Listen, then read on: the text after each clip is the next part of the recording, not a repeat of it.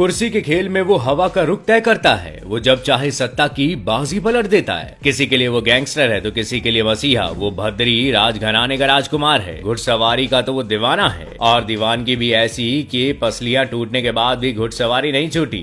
वो गाड़ी, घोड़े और साइकिल से लेकर हवाई जहाज तक उड़ाता है। उस पर किसी का हुक्म नहीं चलता, क्योंकि वो खुद सब पर हुक्म चलाता है।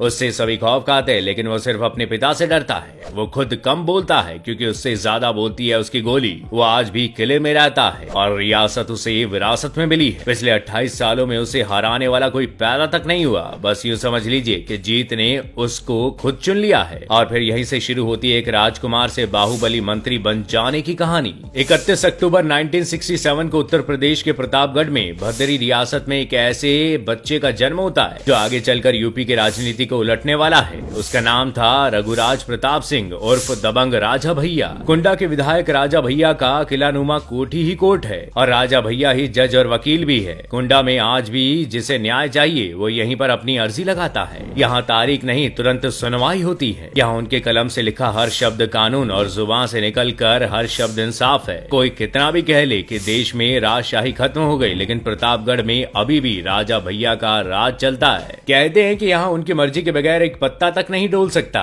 आम लोगों के लिए तो राजा भैया एक अजूबा पहेली है, और पहेली तो उनकी सफेद कोठी के पीछे 600 बीघे में फैला हुआ वो तालाब भी है, जो किसी खौफनाक रहस्य से कम नहीं है। कहा जाता है कि इस तालाब में उन्होंने मगरमच्छ पाल रखे हैं। चर्चा तो यहाँ तक ही है कि उनसे जो भी पंगा लेता है वो नहीं मगरमच्छ का भोजन बन जाता है। ये बातें यूपी की राजनीति में पिछले 2.5 दशक से चली आ रही है, लेकिन ये बात कितनी सच है ये आज तक नहीं साबित हो सकी। इस पर राजा भैया सफाई देते हुए कहते हैं कि जिस तालाब की बात होती है उस तालाब में मछली पालन का काम किया जाता है, और इसी तालाब में हम लोग नहाते भी हैं, तो उसमें मगरमच्छ कैसे हो सकता है। इसके पीछे नरसिंहगढ़ गांव के संतोष मिश्रा हत्याकांड का मुद्दा है, और ये कहा जाता है कि संतोष मिश्रा का स्कूटर राजा भैया की जीप से टकरा गया था, जिसके बाद उन्हें पीट पीट कर मार दिया गया और फिर उसी तालाब में फेंक दिया गया। रफ्तार का राजकुमार, जिसे कभी तूफान सिंह के नाम से भी बुलाया जाता था, वो सियासत में भी अपनी तूफानी रफ्तार से ही आगे बढ़ा। 26 साल की उम्र में 1993 में पहली बार कुंडा विधानसभा सीट से निर्दलीय उम्मीदवार के तौर पर जीतकर यूपी की सियासत में कदम रखने वाले राजा भैया की छवि एक दबंग नेता के रूप में रही है।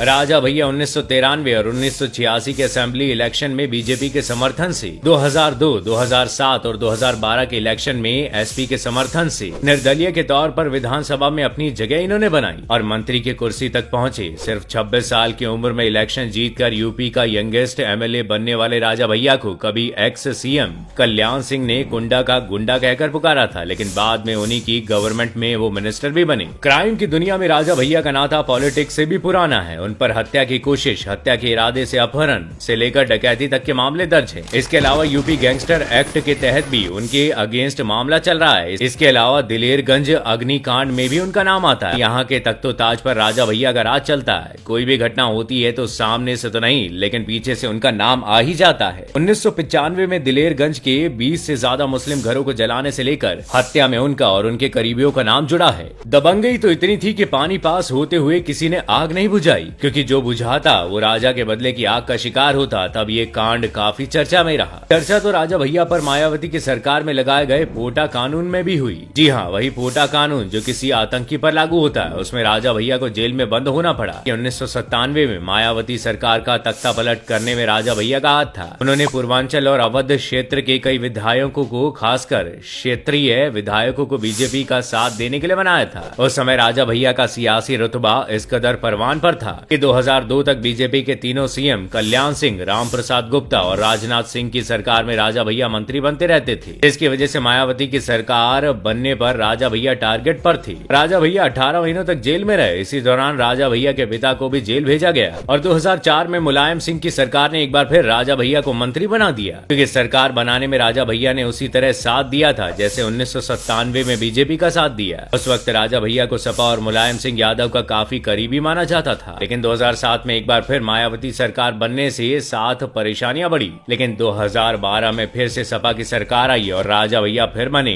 कई बार पावर लोगों के सर चढ़कर बोलने लगती है, और यही हाल राजा भैया के साथ था। मार्च 2013 में कुंडा के तिहरे हत्याकांड, जिसमें डीएसपी जियाउल हक की हत्या हुई। जियाउल हक की वाइफ परवीन ने उन पर मर्डर का आरोप लगाया और जिसके बाद उन्हें मंत्री पद से इस्तीफा देना पड़ा। लेकिन अक्टूबर 2013 में सीबीआई को कोई सबूत न मिलने पर उन्हें क्लीन क्लीन चिट दे दिया गया। और इसी बीच 2019 में सपा और बसपा के हाथ मिलाने के बाद मायावती और अखिलेश की नजदीकियां राजा भैया को अखिलेश से दूर करती चली गई। राजनीतिक गलियारों या फिर और कहीं भी राजा भैया की छवि कैसी भी हो, अपने इलाके में बहुत से लोगों के लिए वो आज भी मसीहा है। दबंग होने के बावजूद उनके समर्थकों की संख्या भी कम नहीं है। इलाके के लोग उन्हें न्याय का मसीहा मानते हैं। गाँव के मर्द, औरत और बच्चे अपनी शिकायतें और झगड़े लेकर कोर्ट के बजाय उनके दरबार में पहुंचते हैं, जहां राजा भैया तुरंत फैसला सुना देते हैं। राजा भैया का कहना है कि लोग उन्हें बड़ा गुंडा कहते हैं, बाहुबली कहते हैं, लेकिन अगर वो अपने खौफ की वजह से पॉपुलर होते हैं तो फिर दाऊद और वीरप्पन भी सरकारें बना रहे होते।